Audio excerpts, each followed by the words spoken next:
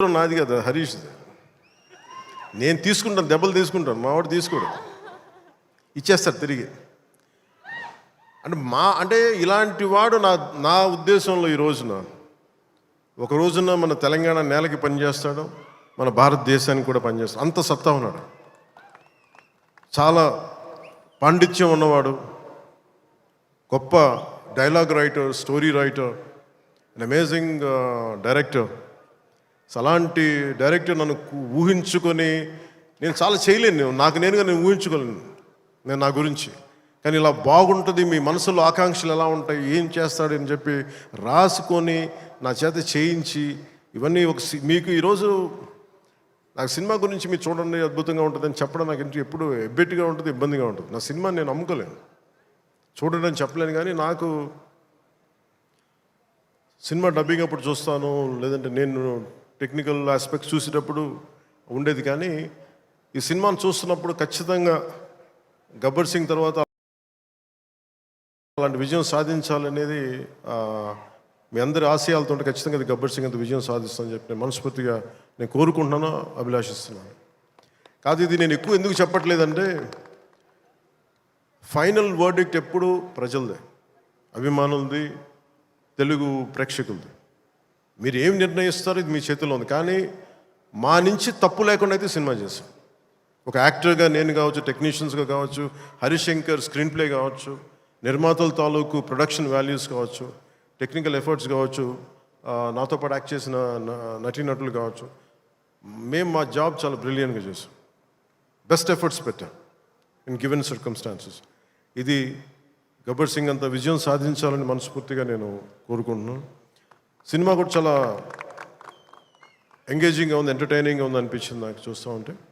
So ఇది ఒక mass ఎంటర్టైనర్గాను, లేదంటే మీరు ఎలా చూస్తారు, నేను కూడా 19th ఉగాది రోజున మీరు ఎలాంటి తీర్పునిస్తారు, మీకు ఎలా నచ్చదు నేను కూడా ఎదురు చూస్తూ ఉన్నాను. ఎక్కడో మారుమూల నేను పాలిటిక్స్లో ఉన్నా కానీ నేను ఎప్పుడు సినిమా నా నుంచి తీయలేరు, నా గుండెలో ఉండిపోయింది, నరాలు జీర్ణించుకుపోయింది, సినిమాని తీయలేరు. ఇందాక హరీష్ చెప్తున్నట్టుగా ఒక పాటలు కానీ సాహిత్యం కానీ వింటూ ఉంటాం. అలాగే ఒక మంచి సినిమా, ఒక మంచి కథ, మనం చాలా లోలో ఉన్నప్పుడు ఒక సినిమా చూడగానే, ఒక సన్నివేశం చూడగానే మళ్ళీ జీవితం మీద మళ్ళీ మనకు ఆశ వచ్చి ముందుకెళ్తాం.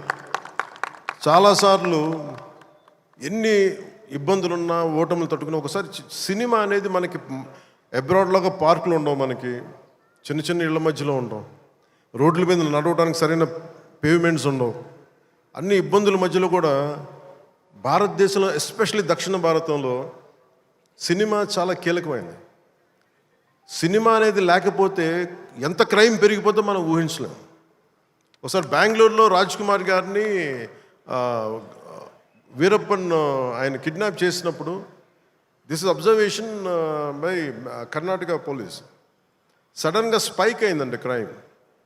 సినిమాలన్నీ 100 రోజులు పైన బంద్ చేసేటప్పటికి. మీరు సినిమాల్లో నిజంగా కొన్ని ఇబ్బందులు ఉంటాయి, ఒకసారి మరి ఎక్కువ మంది గుమిగూడవచ్చు, ఇవన్నీ ఉంటాయి. కానీ సినిమాని తెలుగు ప్రేక్షకుల నుంచి కానీ, భారతదేశం నుంచి కానీ తీయలేం. Entertainment is the soul of this nation, అది మన సంస్కృతాలకు మూలాలు ఇవన్నీ. అందుకని ఈ సినిమాని తీసేయలేం మన జీవితాల్లో నుంచి. అలాగే నాకు ఎప్పుడు ఏ హీరో విజయం మీద నాకు ఎప్పుడు ఇన్సెక్యూరిటీ ఉండదు, అందరూ బాగుండాలని కోరుకుంటాను. సర్వే జనం సుఖినో భవంతంటే నేను ఒక్కనే బాగుండాలి, మిగతా వాళ్ళు పోవాలి మనం కాదు, అందరూ బాగుండాలని కోరుకుంటాను. అలాగే నేను చాలా పర్యాలు చెప్తూ ఉంటాను. ఇప్పుడు ఉదాహరణకి నేను టుడే ఈ మన ఏపీ గవర్నమెంట్కి సంబంధించి టికెట్స్ ఇవన్నీ అడుగుతూ ఉంటే నేను అది ఒకటే అనుకుంటాను. First of all ticket hikes ఇవన్నీ ఏంటి, ఇట్ ఈస్ అబౌట్ ఎవరిని ఎక్స్ప్లాయిట్ చేయడం కాదు కదా. Cinema is not a compulsory మన గన్ పాయింట్లు పెట్టి మీరు చూడాలని అనుకో, మన చాయిస్ ఉంది. ఈరోజు నెట్ఫ్లిక్స్ ఉంది, ఈరోజు మనకి అమెజాన్ కావచ్చు, దర్ మల్టిపుల్ ఓటీటీ ప్లాట్ఫామ్స్ ఉన్నాయి. ఫస్ట్ డే వెళ్ళి చూడాలనుకోవటంలో కూర్చోబెట్టి ఇంత ఖర్చు పెట్టుంటారు. దీనికి ఒకసారి నన్ను అడుగుతూ ఉంటాను. నా సినిమాలకి నేను ఇంకా తక్కువ రేట్లు ఇచ్చుకున్నాను, కానీ మిగతా హీరోల సినిమాలకి నేను ఎక్కువ రేట్లు తెలియజేసాను. నా దగ్గరికి వస్తారు, అస్సలు నాకు సంబంధం లేదు, నేను ఏదైనా ఉంటే నేను ఒకటే అడుగుతాను. ఆంధ్రప్రదేశ్కి ఏదైనా సినిమాలు వచ్చి మిగతా హీరోలు నిర్మాతలు వచ్చినప్పుడు నేను ఒకటే అడుగుతాను, మీరెవ్వరూని దేహి అనకండి దయచేసి. మీరు దేహి అంటూ నాకు మీరు ఎంత కష్టపడి తీస్తారో నాకు తెలుసు. పైగా మీరు పెంచిన ప్రతి రూపాయిలో యు పే 18% జిఎస్టీకి వెళ్తుంది. వదిలేస్తే ఎవరో బ్లాక్లో టికెట్లు అమ్ముకొని మళ్ళీ అది క్యాష్గా వెళ్ళిపోద్ది. అది గవర్నమెంట్కి రెవెన్యూ కాదు, ఎవరికి. అందుకని చెప్పి దీన్ని బేస్ చేసుకొని నేను ఆంధ్రప్రదేశ్కి ప్రత్యేకించి అది ప్రభుత్వం ఎన్డీఏ ప్రభుత్వం కాబట్టి నేను మనస్ఫూర్తిగా ఇర్రెస్పెక్ట్ ఆఫ్ హీరో, పుష్ప కావచ్చు, లేదంటే మన జూనియర్ ఎన్టీఆర్ గారు కావచ్చు, మహేష్ గారిది కావచ్చు. మహేష్ గారు వచ్చిన రిలీజ్ అయిందో లేదో తెలియదు కానీ నాకు ఈ మధ్యకాలంలో ఏ సినిమా వచ్చినా కానీ, ఇంక్లూడింగ్ కల్కి ప్రభాస్ గారి కావచ్చు, ఇంక్లూడింగ్ మన కాంతారా కూడా, కర్ణాటకలో తెలుగు సినిమా పోస్టర్లు కూడా పడకూడదు అని అన్నా కానీ నేను కాంతారకి ఆ వివక్ష చూపించలేదు. అదే మనది భారతదేశపు సినిమా, అది ఎక్కడైనా ఆడాలి. ఇది ఇది ఇది మన ఒక్కరిది కాదు, ఇది మన అందరం బాగుండాలని కోరుకుంటాం. సో అలాంటిది ఈ సినిమా, ఈ కలెక్షన్స్ ఇవన్నీ ఏంటంటే నాకు ఆ పిచ్చి లేదు. నాకు నా సినిమా పిచ్చి కలెక్షన్ ఏముంటుందని అన్నిటిని దాటి అలా ఏం ఉండదు. ఏంటంటే సినిమా బాగుంటే ప్రేక్షకులే 10 సార్లు చూస్తారు, 100 సార్లు చూస్తారు. మన చేతిలో ఉన్నది పని చేయడం. సో తెలుగు సినిమా అనేది ఇర్రెస్పెక్టివ్ మనం ఈ ఫ్యాన్ వార్డ్స్ ఇవన్నీ చూస్తూ ఉంటాను. నాకు చాలా మీరందరూ ఏకాభిప్రాయం అంటే మీకు ఒక డెఫినెట్గా మన ఇంకొక హీరో మనకి ఇష్టం, అది చూడాలి. కానీ అబ్యూజివ్గా ఉండిపోవటం, ఆన్లైన్ వార్డ్స్ అబ్యూజివ్గా అయిపోవటం, ఇది ఒక రైట్ వాతావరణం అనిపించదు నాకు.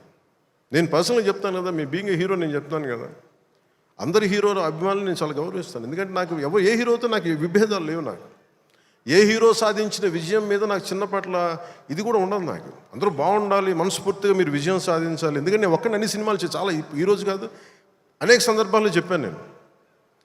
నేను చేస్తే మహా చేసే సంవత్సరానికి ఒక సినిమాను 2 సినిమాలు చేస్తాను, నిజంగా హీరోగా ఫుల్ ఫ్లెడ్జ్గా ఉన్నా కానీ. ఇప్పుడు ఆ పరిస్థితి కూడా లేదు. అలాంటిది ఇన్ని థియేటర్లు, ఇంత ఇన్వెస్ట్మెంట్ రావాలి అంటే 100 సినిమాలు వస్తే తప్ప నిజంగా అక్కడ థియేటర్లను పోషింపలేదు. దానికి తద్వారా ఉపాధి ఉంటుంది అందరికీ. అందుకని సినిమాలు బాగుండాలి, అందరూ చూడాలని కోరుకుంటాను తప్ప దాంట్లో మన సినిమా కూడా ఆడాలని నేను కోరుకుంటాను. ఒక హీరోగా నా ఒక ధర్మం, నా ప్రొడ్యూసర్స్ బాగుండాలని కోరుకుంటాను. నా సినిమాకి నేను చాలా లో టైంలో ఉన్నప్పుడు భీమ్లా నాయక్ అనే సినిమాకి మీరు నిలబడిన విధానం నేను మర్చిపోలేను నా అభిమానులకి. ఒకసారి అనుకుంటా, నేను మీరు కనుక లేకపోతే పవన్ కళ్యాణ్ అనేవాడు లేడు.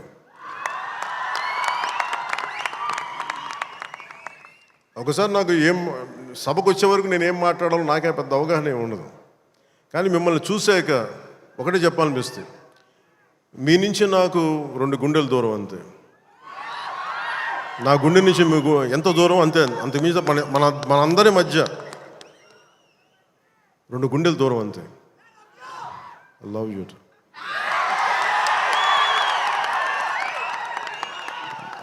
నేను సినిమా చేసినప్పుడు ఒకటే కోరుకుంటా, మీకు పవన్ కళ్యాణ్ సినిమా చూసినప్పుడు ఎలా ఉండాలి అని కోరుకుంటానంటే ఎంటర్టైన్మెంట్ ఉండాలి. ఆర్ట్ సినిమాలో ఉండకూడదు, కొంచెం ఎంటర్టైన్మెంట్ ఉండాలి, చిన్న ఉత్సాహం రావాలి, చిన్నపాటి సామాజిక అవగాహన స్పృహ ఉండాలి, దేశం మీద చిన్నపాటి భక్తి ఉండాలి, భక్తి పెంపొందించేలా ఉండాలి. ఇవన్నీ ఒక కలెక్టివ్ థాట్ అన్నీ సరైన కమర్షియల్ మీటర్లో దొరికితే ఎలా ఉంటుందో ఈ సినిమా హరీష్ శంకర్ నిర్దేశకత్వంలో, ఆయన దర్శకత్వంలో నేను ఏమైతే ఇలా ఉంటే బాగుంటుందని కోరుకుంటానో అవన్నీ చాలా పొందిగ్గా ఒక భగవంతుడికి ఒక మాల్లా కూర్చాడు. ప్రేక్షకులుగా ఆ మాల వేయడానికి సిద్ధంగా ఉన్నాను హరీష్ శంకర్. మీరు this film will definitely I think entertain you. అంటే నాకేంటంటే డికేడ్స్ నుంచి, లాస్ట్ 2.5 డికేడ్స్ నుంచి నాకు ఏ సినిమా చెప్పుకోవడం నాకు తెలియదు. తొలి ప్రేమ కూడా ఆడినప్పుడు, నా ఫస్ట్ సినిమా ఆడినప్పుడు కూడా, అంటే మేబీ నా 3rd, 4th సినిమా, నాకు తెలియదు అది ఎంత హిట్ అయిందని కూడా తెలియదు. అలాగే మన ఓజీ హిట్ అయినప్పుడు కూడా నాకు తెలియదు. అంటే నాకేమనుకుంటానంటే మన పని అయిపోయింది కదా, మీరు చొక్కాలు చించుకుంటారా, థియేటర్లో ఏం చేస్తారో నాకు తెలియదు. నాకు అలాగే ఈ సినిమా మీకు అత్యంత అద్భుతమైన వినోదం ఇవ్వాలి, మీకు జోష్నివ్వాలని మనస్ఫూర్తిగా కోరుకుంటూ మీ అందరికీ మరోమారు ఒకటి నా కుదిరినంత వరకు అంటే నేను చాలాసార్లు అనుకున్నాను, ఒకసారి సినిమాలో పాలిటిక్స్లోకి వెళ్ళి సినిమాలు వదిలేస్తే బెటర్ అనిపిస్తుంది ఒకసారి.